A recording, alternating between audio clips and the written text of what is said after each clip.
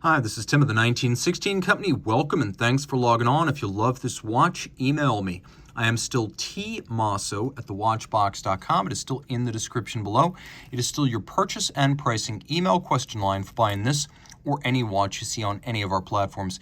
Email me first. I am Team Mosso at thewatchbox.com for pricing. Today, we're discussing a 2012 model year launch that is always at the very top of my list of best watches to buy. A watch that is simply packed with value from one of the greatest manufacturers past and present. This is the Zenith Pilot Doublematic. Yes, it's an El Primero, but it is so much more. 45 millimeters in stainless steel. You can see this watch is 15.7 millimeters thick, and from lug tip to lug tip, 52.7 millimeters. It has a 22 millimeter spacing in between the lugs, and when we throw it on my wrist, which is 16 centimeters in circumference, you can see why I do not already own it. It is a little bit too large for me. I believe that you need a wrist of 17 centimeters circumference or larger to wear this watch well. If your wrist is 17 and up, game on. There's your over the top, there's your cuff shot, and then here's your down the barrel. Now this watch features a very luxurious pilot strap. Most pilot straps feature calfskin and a contrasting stitch. Alligator is beyond expectations for the class, but we have not just alligator, but large rectangular scale, symmetrical scale alligator, the most expensive cut of the hide. We have a contrasting stitch, and then we have a shear cut edge that's been painted to make it seamless, and then on the back, you can see a rubber inlay, and this is something Zenith's been doing for over a decade. You can see no crimping, no gouging, a brand new Zenith factory strap, but the rubber inlay is supple against the skin, and it protects the leather from the moisture, heat, and grit of the wrist. We have a full deployant clasp with a combination of satin and polish, and you can see how the design of the lug is sort of echoed by the design of the buckle. Twin trigger release, you must press them both for it to open. It is quite secure in that regard. You can see it is a double folding clasp, lots of security. Also, this one is quite fresh as it still has the original packing stickers on it. Rolling around to the case design is very similar to the current day Chronomaster. It has much less in common with the Pilot Type 20s and much more with what we consider to be the mainstream Chronomaster, like the Chronomaster Sport from the vantage point of 2024. We have squared off, somewhat downturned lug ends, a little bit of satination on the top. There's a soft bevel on the side. The case flanks are polished. The bezel has a little vertical lip and then a conical profile. We have one crown that's used for setting the reference city for the world time system. I'm in Philadelphia, so I'm going to set New York as my reference city. We're in the same time zone. Then we have an on-off for the alarm. You see how the little on-off symbol toggles from red to green. And then we also wind and set the alarm using this crown.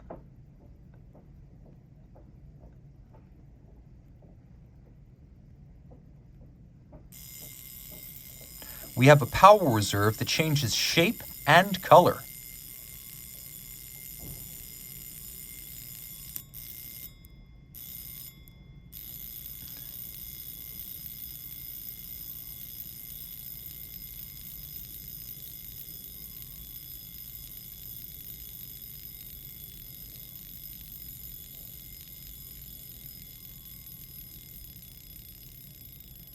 How cool is that? Now you have the on-off, so it doesn't go off if you don't want it to. You have the power reserve, but that is the alarm power reserve, not for the watch itself. Now we also have a big date, and because this is an El Primero, you can see I have the ability to set in the intermediate position, and if I pull the crown out all the way, now I control the quick set for the Grande Date, the big date, which is yet another complication on this watch. Now the way the world time works is we're just going to set this watch, so it's 5 o'clock. So you want to know, is it 5 a.m. or 5 p.m. in New York? Well, here's how it works. We have two semicircles. We have this counterclockwise rotating reference ring. This is the Louis Cotier world time system invented by the watchmaker of the same name during the 1930s. So this turns counterclockwise as city time elapsed. You read your minutes at center, and then you read the hour adjacent to the city. So you can see in Caracas, Venezuela, it's 6 a.m. Rio de Janeiro, it's 7 a.m. I can see that it is 9 o'clock in the evening in Noumea, and I can see in New York it is 5, and specifically it is 5 a.m. because I'm looking at 5, not 17. Also, you can see that the semicircle that's black is the approximation of places where it's dark, and the semicircle that's silver white is the approximation of places where it is light. And just like that, I can read the time in Dhaka, Bangkok, Tokyo. It is a world time watch. Now, this watch is inspired by a 1955 Zenith chronograph that displayed universal time, but make no mistake, it traces its direct ancestry to one of the Terry and Toff era Zenith multi-city traveler watches. So this was not the first use of these complications in one watch, but it is by far the more attractive of the two applications. Trust me, you want the pilot version. Now, taking a quick look at some of the details, you can see there's a concentric pattern inside the chrono minutes register.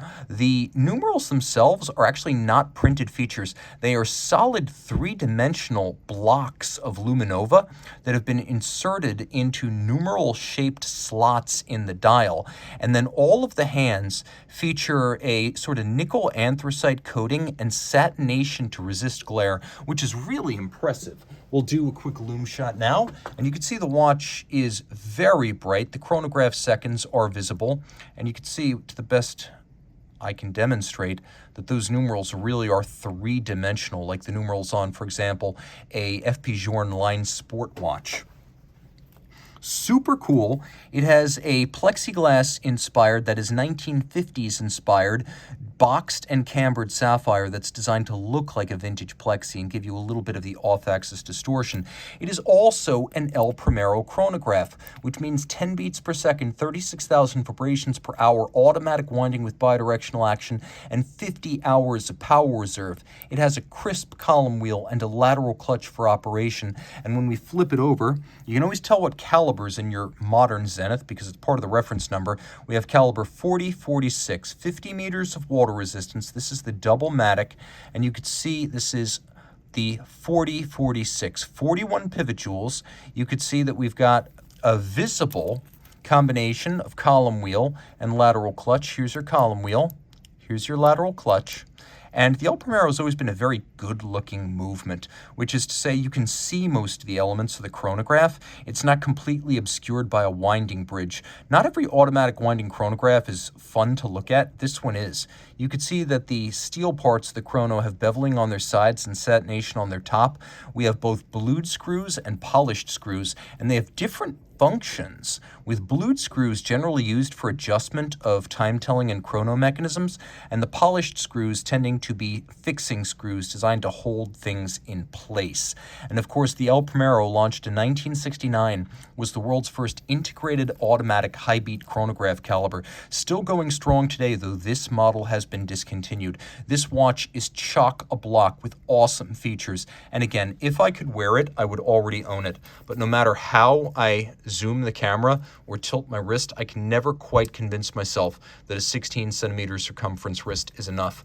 Those of you with big wrists, the ultimate complicated chronograph has arrived. Reach out to Team Mosso at thewatchbox.com for pricing.